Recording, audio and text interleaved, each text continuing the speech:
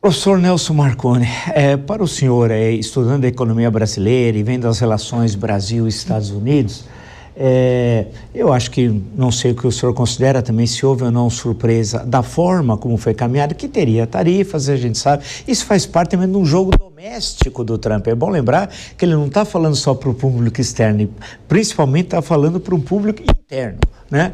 Dentro de uma visão de economia sui generis, porque ele desenha um cenário econômico dos Estados Unidos que nunca vai ocorrer, né? É uma volta ao passado, num passado que não existiria muito. O caso de algumas indústrias, o caso dos automóveis, das montadoras, acho que é o exemplo melhor, um dos melhores. Mas, professor Nelson Marconi, como é que fica isso?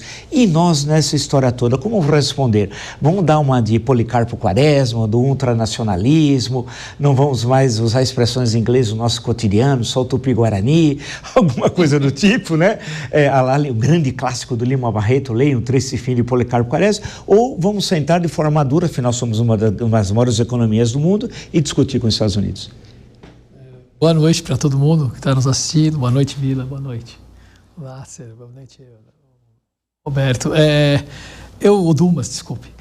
Eu entendo que essa medida do Trump realmente é uma coisa absolutamente deslocada, concordo com vocês completamente. Quer dizer, ele está usando um instrumento de política de desenvolvimento que você tem que usar de várias formas, não desse que ele está usando, né? Já foi usada na história, não sei se hoje como que seria para ela dar certo, mas ele está usando para discutir política, né? Tá certo? É uma coisa absolutamente inusitada, é o que o Dumas falou, ele está pegando um instrumento de comércio para tentar impor uma questão política da soberania do país, de o que deve decidir em relação a isso, para um processo que está sendo encaminhado no judiciário. O Steve Bannon falou hoje, né? Tá certo? Vocês tirem o processo que a gente tira as tarifas. Quer dizer, é uma coisa que não tem absolutamente... Não é negociável. Não, e quem é o Steve... Primeiro já é uma loucura você pensar o Steve Bannon falando em nome do governo americano. Rest my case. Não é Tupi-Guarani, mas falando Steve Bannon já deu para entender. Então, e aí você imagina, quer dizer, ele está falando em nome do governo americano, né? Certo? Segundo, que é uma coisa absolutamente, realmente impensável, né? Então, o que a gente vai ter que fazer? Nós vamos ter que negociar isso. Concordo plenamente com vocês, de forma dura. O Itamaraty tem que entrar muito firme nisso, junto com, talvez a ideia do Roberto é muito boa, a sugestão do Alckmin, a Câmara do Comércio Americana, né, tá certo? Os empresários, eu acho que os empresários têm um papel muito forte nisso. Não dá para deixar só no governo... Dos dois lados. Dos dois lados. Porque justamente o governo americano e o governo brasileiro não tem uma relação que, digamos, é a melhor possível, certo? Mas tem interesses comerciais muito importantes aí. Então a gente deveria fazer com que esse bolo... O problema é que o governo às vezes fala, vamos criar uma comissão. Quando ele fala, vamos criar uma comissão, já assusta, porque pode ser que ainda demore e tal. Tem que ser uma coisa muito ágil e realmente fazer, do ponto de vista da negociação e para, né, tentar mostrar o que vai acontecer na economia americana, porque a curto prazo ele vai ter apoio, mas a longo prazo isso vai gerar mais inflação, como vocês mesmos falaram. E, né, ele, ao mesmo tempo, o Brasil tem que sair, né, o Itamaraty, o Ministério do Desenvolvimento, eles têm que começar a buscar outros mercados também. Porque não me parece que essa tarifa vai se reverter tão rápido em função da motivação dela, que é política. Certo? O governo não tem que voltar atrás. Não tem solução política. Exato, né? Não vai voltar atrás no processo. Não tem solução política. Não tem solução política da forma como está colocado. Só tem solução comercial. Muito grande. Exato. Do lado comercial, sim, mas será que então eles vão abrir mão disso? Pois é. Né? É muito difícil a gente imaginar, mas tem que realmente fazer esse vamos dizer, esse acordo, né, com o empresariado. Concordo plenamente que foi depois dos BRICS. É óbvio que o Trump está preocupado com a moeda americana, que está perdendo espaço na economia internacional. Ele está vendo os BRICS fazerem acordos, né, tá certo? E aí, como é que vai ser? Quem vai bancar? Quer dizer, o Brasil vai à frente e vai continuar negociando com os BRICS, vai negociar com os americanos. Tem que fazer tudo junto, eu acho, mas de uma forma muito profissional. E aí precisa das pessoas que entendem de negociação, ajudar o governo, que é o Itamaraty, mas os empresários, né, tentando ir. Mas é uma situação muito difícil. Eu chamaria até de grupo negociador e não de comitê. Exato. Sabe? Exato. Tem que ser um grupo negociador, para já dar a ideia de que a estratégia é que esse grupo, comandado pelo vice-presidente, que tem autoridade moral e política para falar em nome do país, lidere esse grupo para ir lá negociar. Exato. Perfeito, perfeito. Pensando que vai, do ponto de vista comercial, que vai ter que fazer eles fazerem uma pressão no Trump. Porque não dá o que negociar política. Quer dizer, o Supremo Tribunal Federal não vai mudar de opinião e nem o Lula tem condição de intervir e nem colocar isso na mesa. Então, isso é absolutamente inegociável.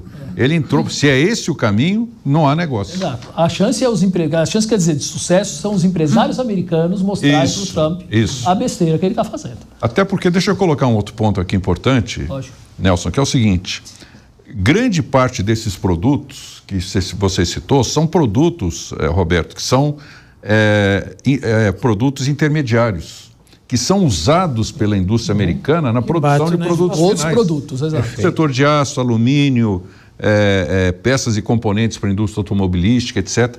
Na hora que encarece esses produtos, o produto final americano e essas indústrias que estão lá importando, elas vão ser seriamente afetadas na sua competitividade.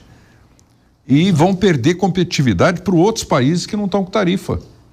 Então, assim, é tão ingênua essa ideia que é o último parágrafo da carta, que diz assim: se vocês vierem produzir aqui, não haverá tarifa. Isso é de uma ingenuidade. Como se fosse de uma hora para outra. Não, e como se fosse alguém dar ordem. Olha, não produza mais no Brasil, vem produzir nos Estados Unidos. Quem tem que dizer isso é o mercado. Claro. São as condições de competitividade. Qual é a qualidade da mão de obra, qual é o custo da mão de obra, a tecnologia disponível, a tributação, o financiamento. São essas condições que levam o empresário a escolher o local da sua fabricação.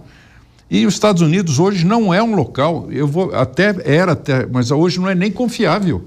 Porque na hora que muda as regras de forma aleatória, certeza. Quem é que vai investir nos Estados Unidos? Ninguém vai investir num ambiente desse. Num ambiente que o cara pega, dá um tapa de um lado, dá um tapa... Nem o Elon Musk tem confiança mais no Trump. Olha o risco da recessão. Entendeu? Porque o cara entrou lá e de repente o carro elétrico dele ficou colocado na berlinda. Sim. Aliás, um ponto para complementar, que eu vi uma vez, um trabalhador que trabalha com aço semilaminado, ele acaba utilizando 66 trabalhadores com aço laminado. Então você vai para transformação de carro, aeronave, eletrodoméstico, máquinas, equipamentos. Então isso é inflação na veia. Sim. E tem um ponto que Trump, claro, não posso chegar a falar o Trump não entende, não é isso. Mas ele está com um problema na balança comercial. O teu problema é balança comercial ou o teu problema é a China? Porque balança comercial, por identidade macroeconômica, que a gente adora comentar isso daí, significa que o país está poupando pouco. Agora, o Big Beautiful Bill, que vai gastar 3,3 trilhões, vai aumentar o déficit fiscal dos Estados Unidos. De uma dívida de 36 tri. Exatamente, que já vai para cento e lá vai pedra dos impagável. Já sabe que aquilo só vai rolar infinitamente. E aí ele queria, vamos pensar o seguinte, depreciar o dólar. Gente, mas vamos lá, eu já tenho minha idade. Eu lembro do Acordo de Plaza em 1985.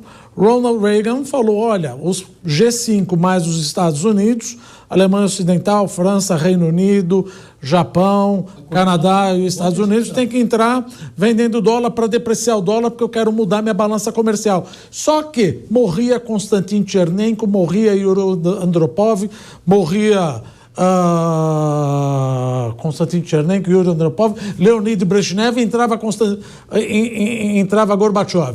Quem é esse cara? Eu não sei. Bom, então vamos fazer a Guerra Fria. Aumentou o gasto fiscal. Aumentou o gasto fiscal, foi o início dos déficits gêmeos.